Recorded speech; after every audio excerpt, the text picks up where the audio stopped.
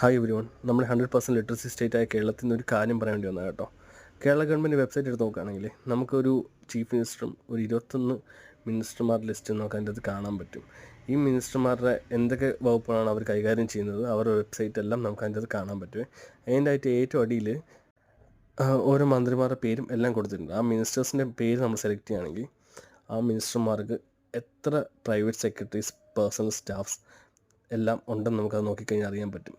ഇത് നോർമലായിട്ടുള്ള ലിസ്റ്റാണ്. ഇതിൻ്റെ ഏറ്റവും അടിയിൽ ലാസ്റ്റ് അപ്ഡേറ്റഡ് ഡേറ്റ് എല്ലാം എഴുതിയിട്ടുണ്ട്.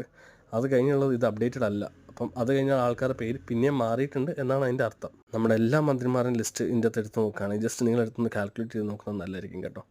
ഇവർ ഇപ്പോൾ ഈ കെ രാജൻ സാറിൻ്റെ നോക്കുകയാണെങ്കിൽ ഏറ്റവും അടിയിൽ private secretary, assistant private secretary എന്ന പേഴ്സണൽ അസിസ്റ്റൻ്റ് എല്ലാം എഴുതിയിട്ടുണ്ട്.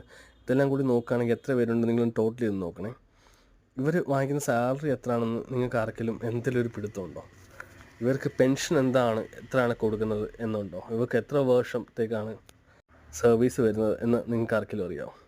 ഇവർ സർവീസ് ഇയർ എന്ന് പറഞ്ഞാൽ 2 വർഷമാണ്. 2 to 3 വർഷം മാത്രമാണ് ഇവർ സർവീസ് ചെയ്യുന്നത്. ഇവർക്ക് 42,000 തൊട്ട് 46,000 രൂപ മാസം സാലറി കൊടുക്കാറുണ്ട്. 2 വർഷമോ 3 വർഷമോ സർവീസ് കഴിഞ്ഞാൽ അവർക്ക് കിട്ടുന്ന 3,350 രൂപ പെൻഷൻ തൊട്ട് 83,400 രൂപ മാസം പെൻഷൻ വാങ്ങിക്കുന്ന ആൾക്കാരുണ്ട്. അവരൊരു വർഷം വാങ്ങിക്കുന്നത് 11 ലക്ഷത്തി ചില്ലറ രൂപയാണ് ഓരോരു വർഷം വാങ്ങിക്കുന്നത്.